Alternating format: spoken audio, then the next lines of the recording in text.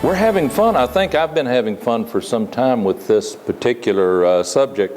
This one God U.S. presidents thing. I asked some of you from last week, did you enjoy that? And you apparently you did.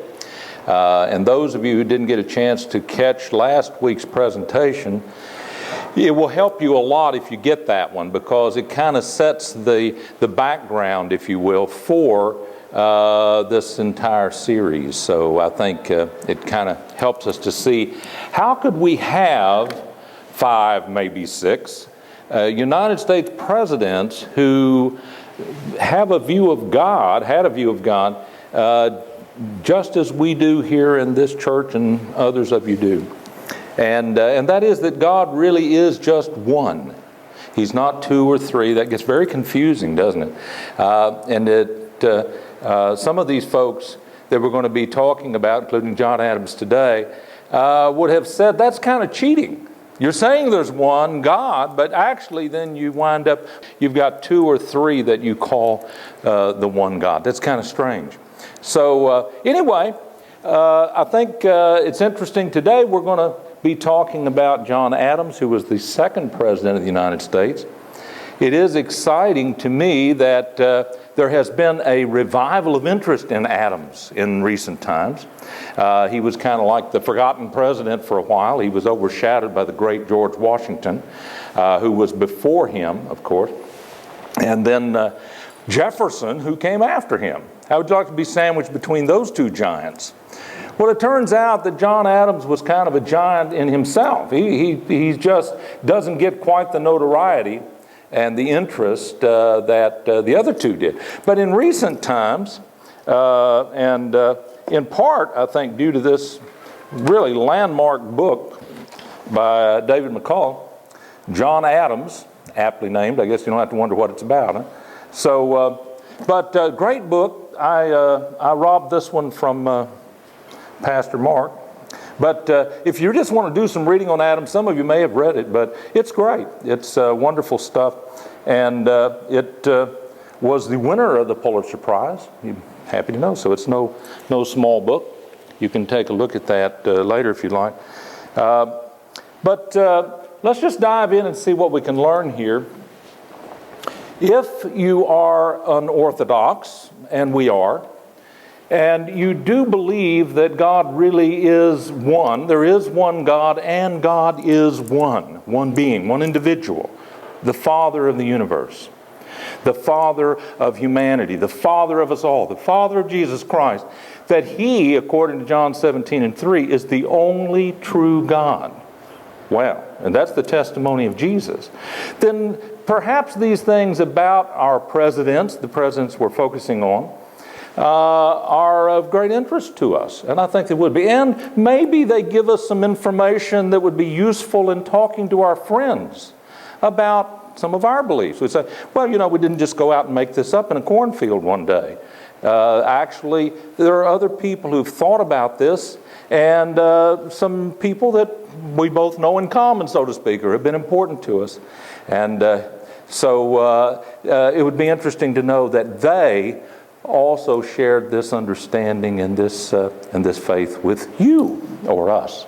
And and we're not just making this up. I'm giving you an overview of what I have done on this and research. Actually, over the past 2 or 3 years. Right now, I don't think there's a study like this one anywhere. No one has really delved into this before to actually put together a study of these 5, maybe 6. We have a secret one. We won't tell you who that is, right? I've already told you who the other 5 are in last week's study. But there's one more, and we'll keep that a secret for now. If you know, don't tell anybody, okay? We don't want to ruin the secret. So today, let's begin then. We're going to talk about John Adams, our 2nd president. John Adams and his wife Abigail. And before you young people start laughing at the way they look, just remember this. If you had lived back then, that's the way you would have looked too. That's the way they dressed, right? Someday, maybe somebody will be making fun of the way we dress today. I don't know, but we all enjoy it as we go. But these turn out to be 2 of my heroes in faith. And we'll talk about how that is. And I have to say, the more I have read and the more I've understood about Abigail Adams and her faith, she has become a tremendous hero to me, and I think she's a wonderful person. In working on these studies, these sessions, I actually traveled some over the past couple of years, and I've made a trip up to Massachusetts to visit the home of John Adams and where they lived and spent time, and had a chance to kind of get close to him. I like to go and see things. I like to visualize. You know, I go there and then I can kind of begin to visualize what it was like to live in that home and what it was like for those folks. So anyway, the home that they wound up living in and spent their later years in was called Peacefield, and it's a beautiful place. Went and visited that and enjoyed it a lot. John Adams, the story on him is basically this. He was the second president of the United States. He was born in 1735, and then on, notice this date, by the way, July the 4th, 1826. Isn't that interesting? Who knows what was going on exactly 50 years before on that day? It was the day of the Declaration of Independence, wasn't it? Yeah. So this is an amazing thing. He lived to be 91 years old. He was a farmer, a property owner, which was really a big deal in those days. Well, it still is, but it was really great when you owned property. And he was a lawyer. That's an interesting thing. He was, and this is what most people know him for, is he was an early American patriot, and he was a representative to the Continental Congress before there was a United States of America. He was a representative to the Continental Congress from Massachusetts. So he was early involved in the politics of the day. This is where it really gets interesting to the American public, and that is he was an architect, and one of the most important, actually, of American independence. And he supported it. He was one of the great thinkers in that, and I think he really was instrumental in bringing about the independence, the freedom that we know today in this country. He was the first ambassador to England after, that's an interesting thought, isn't it? After we gained our independence, England decided, okay, well, if this is the way it's going to be, then so we have an ambassador now from the United States to England. And he was the first. He was the first vice president under George Washington, 1789 to 1796, and then became the second president of these United States of America from 1797 to 1801. So that's kind of the short picture of an enormous, incredible, amazing life. These guys, I've said this of Jefferson, and I think it was true of Adams as well. I don't know how these people did it, but they accomplished more before lunch than I would do all month. I don't know how they did it. It was wonderful, exciting times, and these were wonderful, exciting people, I think. But anyway, I had hoped and still do that in time we may actually create a documentary, as it were, about these 5, maybe 6 U.S. presidents that had a particular one God belief that we share with them, in fact. Their views are our views in regard to the question of one God and how many God is. Very important to them, and as it is indeed to us. So I visited Peacefield, spent time there, beautiful place, and began to think in terms of what we might do regarding this documentary. So I hope it's still coming up. If it does, we'll have it on 21st Century Reformation one of these days. You'll be able to watch it, and you'll be able to say, Brother Dan told me about that. So, and there it is. It'll be wonderful. So this was the home place, if you will, for John Adams, the second president of the United States. after he and Abigail returned from England, where he served as our first ambassador to England after the Revolutionary War. And then, of course, our sixth president, John Quincy Adams, also lived here at the home, and then others after them of the Adams of that same family. So it's a beautiful estate, a beautiful place. The library behind me was actually built for John Quincy Adams, and by him and his folks were involved in that. But it's the first presidential library in America. This library houses thousands of the books and documents of President John Quincy Adams. Beautiful library.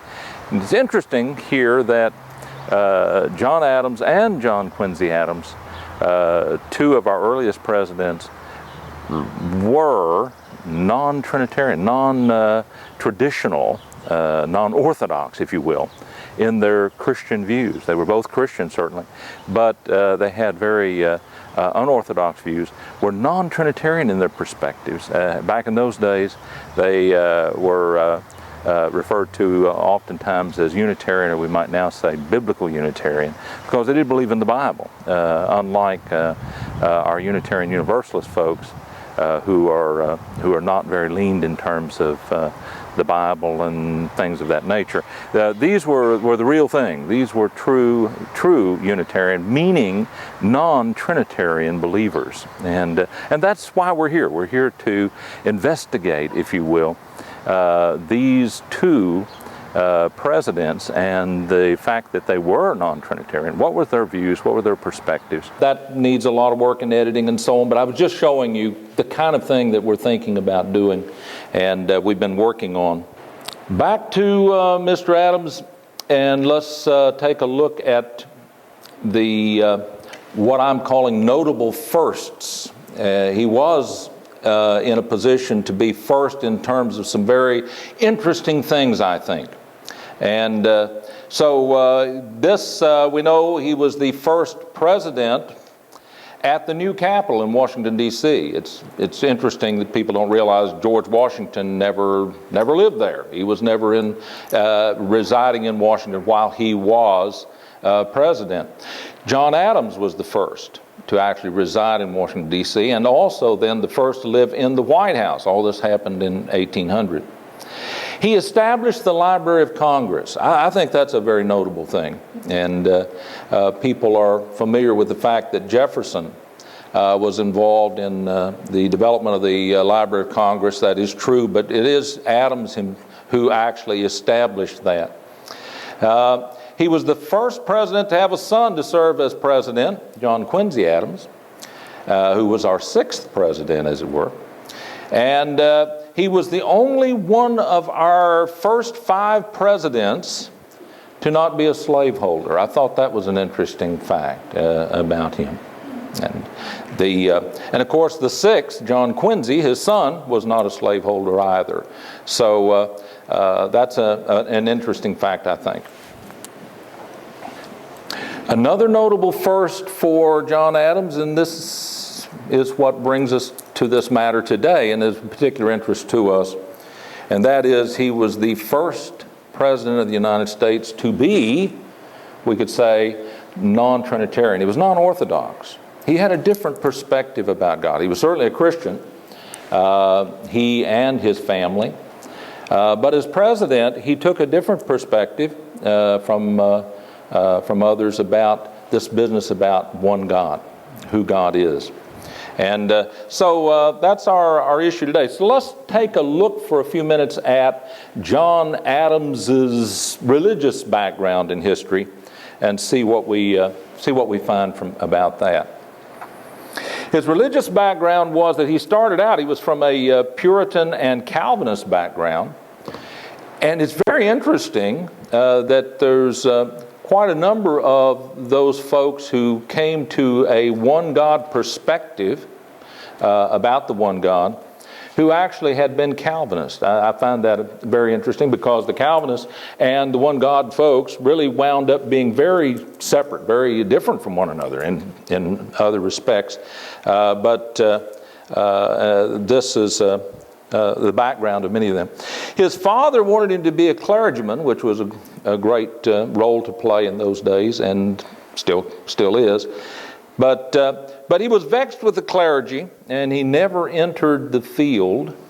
And so he neither was he just a humanist, though. He kind of wasn't someone who was just thinking, oh, well, humanism is the answer to everything. He was very biblically oriented. He was a Bible believer. He was a believer in God and in Christ. He was a Christian.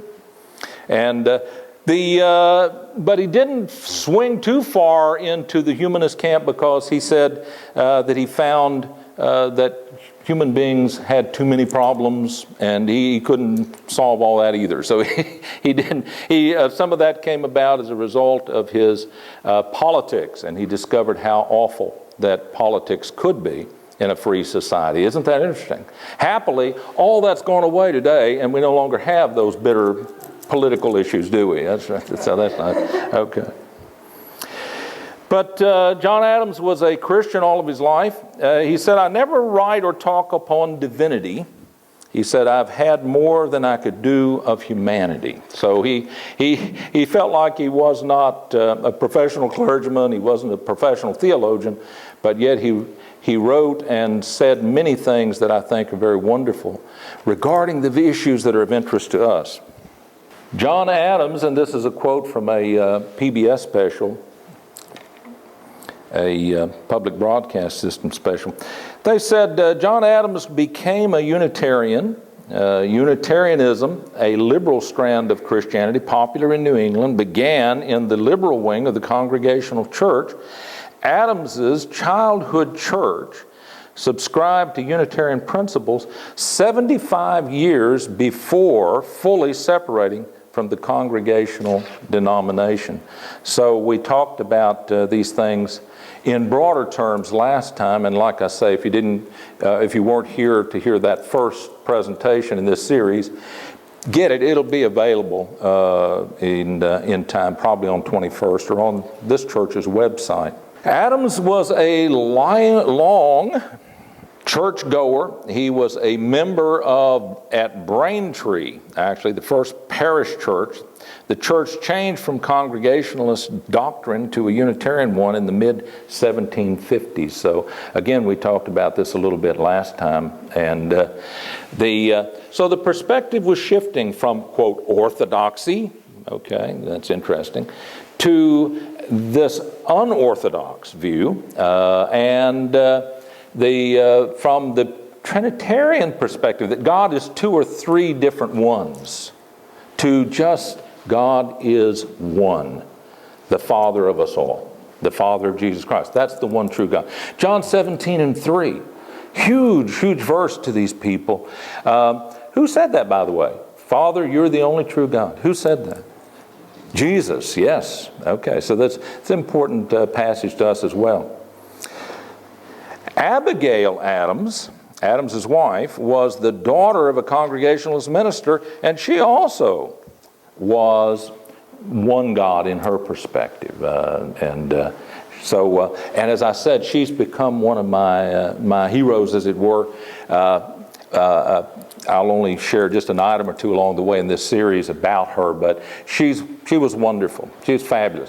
What a courageous person that she was. In fact, what courageous people all of these folks were that we're talking about in this series. They were wonderful. They were amazing. They were wonderful and courageous in the sense that they put everything on the line for American freedom and for what we have enjoyed in the 200 plus years since then in terms of freedom in this country. They put it all on the line, because what they were talking about wasn't necessarily so popular in the beginning. So when they supported the revolution, they were putting everything they had at stake. And all of those amazing people were. So, I think those same people were courageous not only in terms of those things, but their courage carried over in many cases to their faith. And that's why that they were willing to stand up against the tide and against the, lean into the wind and say, well, we know what the Orthodox view is and all of that, but we don't believe it's biblical. We don't believe it's right. And that took amazing courage. Abigail Adams was one of those. She was a tremendous spoke. Adams was not a deist. I'm going to just mention this in passing because this it becomes a great historical debate when it comes to Jefferson. And we'll be talking about Jefferson next week, and some might say that will be our most interesting of all these characters. But we do want to talk about Jefferson and go into to his views. But people often say, well, Jefferson was a deist and that's that. Not really. It's not that simple, and we'll be talking about that next time. Actually, wherever the journey of life had taken Jefferson, he wound up on the same page with us in his later life with regard to these issues about the one true God. But what a great person. And we'll get back to that and talk about him next time. Adams was not a deist. What was a deist? A deist was this philosophy that got going in those earlier days than this, really, and carried over some. But a deist was a person who believed that God created the world and then took a very, very long vacation. He hasn't come back yet. He just set the world in motion and walked away. And so deists then, as deists, you don't pray because there's nobody going to be listening to you. As a deist, you just look at everything and say, well, God doesn't, he did what he did just making us, and then he took off. Well, that's what Thomas Jefferson is so often accused of, or thought to have been. We'll talk about it. But actually, Adams clearly was not a deist. We just want to make that clear. He did believe in miracles. He believed in the resurrection of the dead. And in 1796, Adam denounced political opponent Thomas Paine, who really was a deist. His deistic criticism of Christianity in the Age of Reason, saying the Christian religion is above all the religions that ever prevailed or existed in ancient or modern times, the religion of wisdom, virtue, equality, equity, and humanity. Let the blackguard Paine say what he will.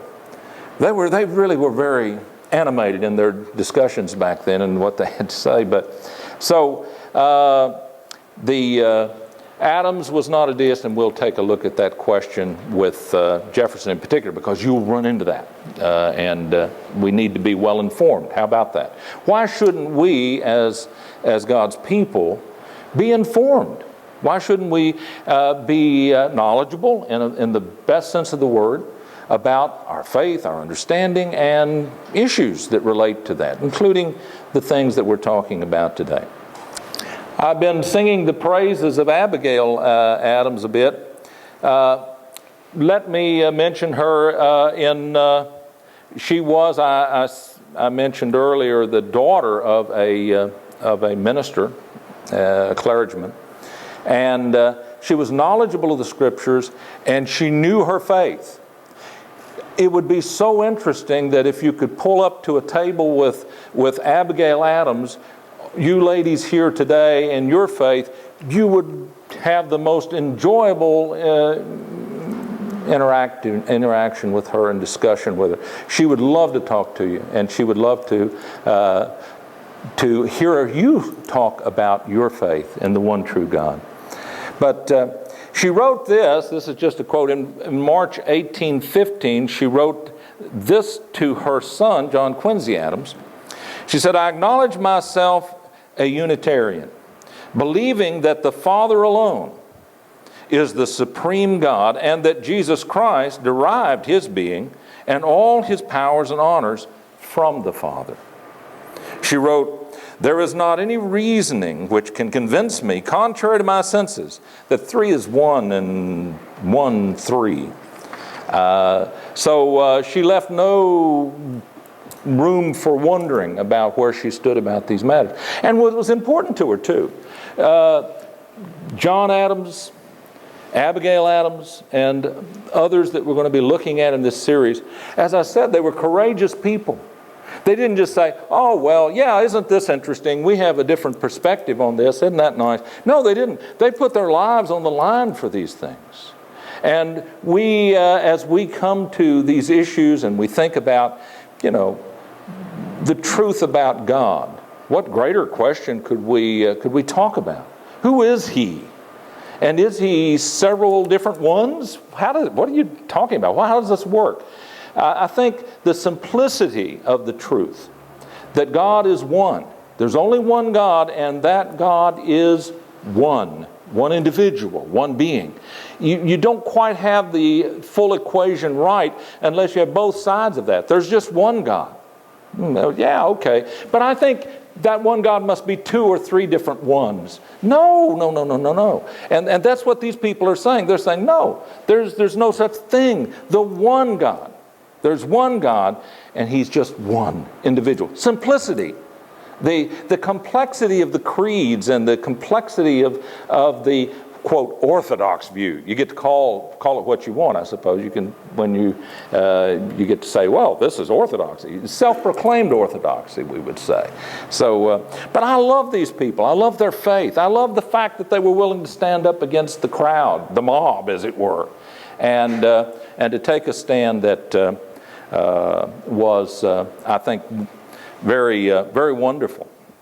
3 years later, she wrote John Quincy's wife, Louisa, and she said this, and she's writing actually about the creeds that had become so standardized and formalized, and Christians were required to recite these creeds.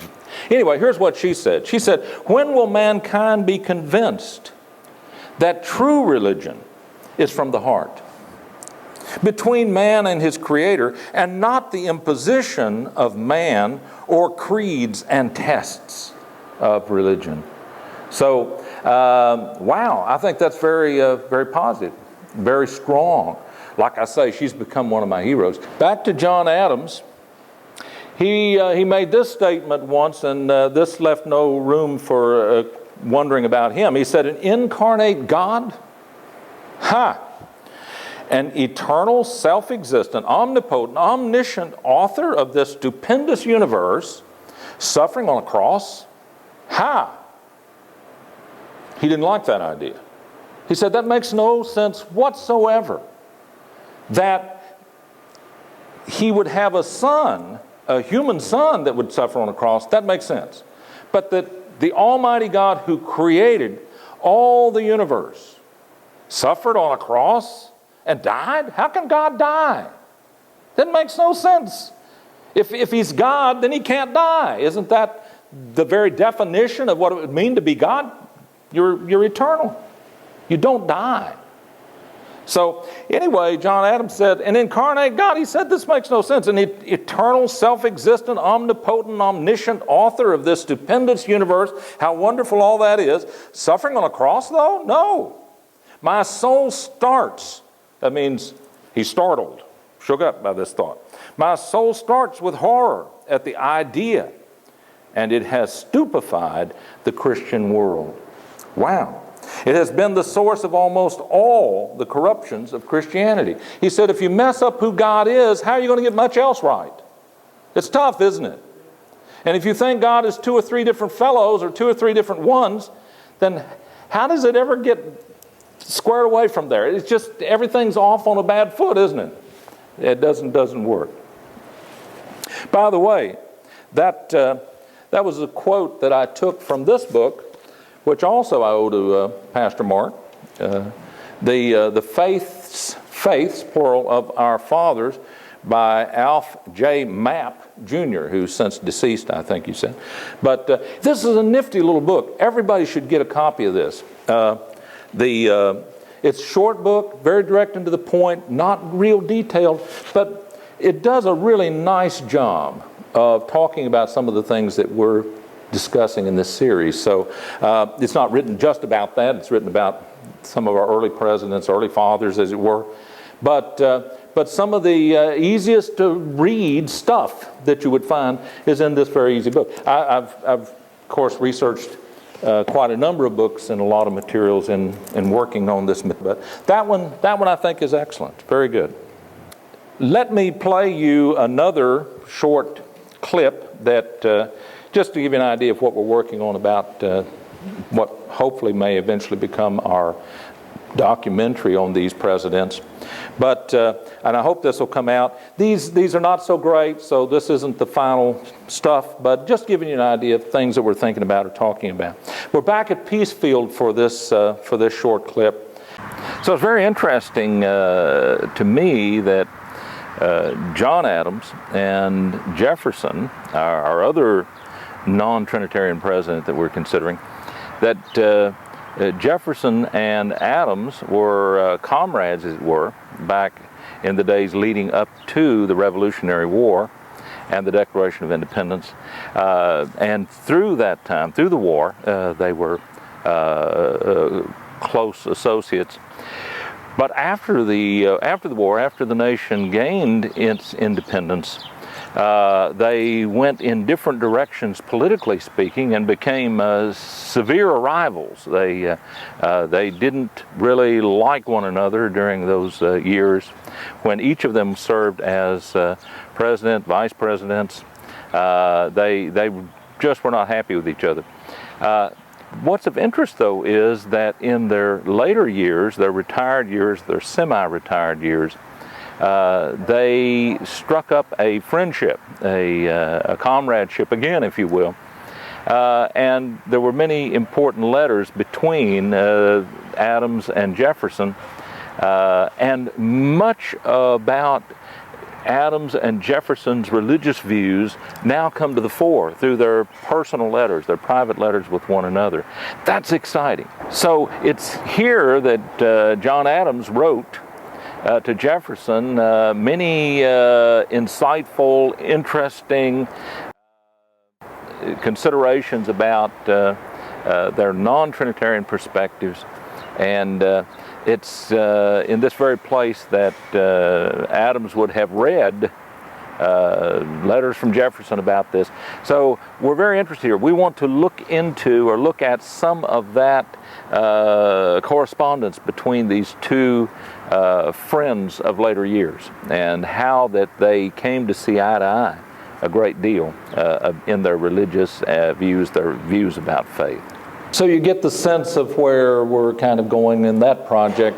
I don't know when the actual documentary will be done, but you've got an advance, as it were, on the matter as you see where we're going and some of these interesting things. As I have searched and researched and spent time working on this subject, and I felt like it was worth it. It's kind of been like a hobby for a while now. I've been just thinking about it and interested. But the further I've gone with it, the more interesting it's become. And I think it's a matter of no small note that people that we all highly regard and highly respect are actually on the same page with us regarding our views about the one true God. It's something to think about. It doesn't necessarily just in and of itself make it right, but it certainly, I think, should give the world pause to say, hey, some awfully good people, some awfully wonderful people, and some very important people as time has gone by. We see how important they've been. But they have had this same conviction, this same understanding. And if anybody should know about it, I think we should, shouldn't we? In some ways, we're their heirs, in a sense. We also share that same biblical perspective, the John 17:3 perspective. There's just one who is the true God. Father, you are the only true God. There's nobody who's the true God but you. Not two, not three, not a dozen. Just you. You alone are the one true God. So I think it's wonderful. It's interesting, and what I was mentioning in that clip just now is a lot of what we learn about their religious thinking is in their later years, after they've retired pretty much from public life. And then that's the place where we learn about Adams more and Jefferson more and about their religious conviction. They didn't say as much about it in earlier times. They were too busy leading a revolution and starting a new nation. And they were not trying to be preachers, as it were. They were revolutionary leaders. But it's interesting that we do get a lot more perspective on their faith, their lives in terms of faith in those later years, and particularly in a lot of the writings between the two. So don't miss our next one in particular about Jefferson. We'll have an entire session devoted to him, and it's just so interesting. Very, very exciting stuff. So what do you think? Is this interesting stuff? I think it is, and worth learning and knowing something about. Amen?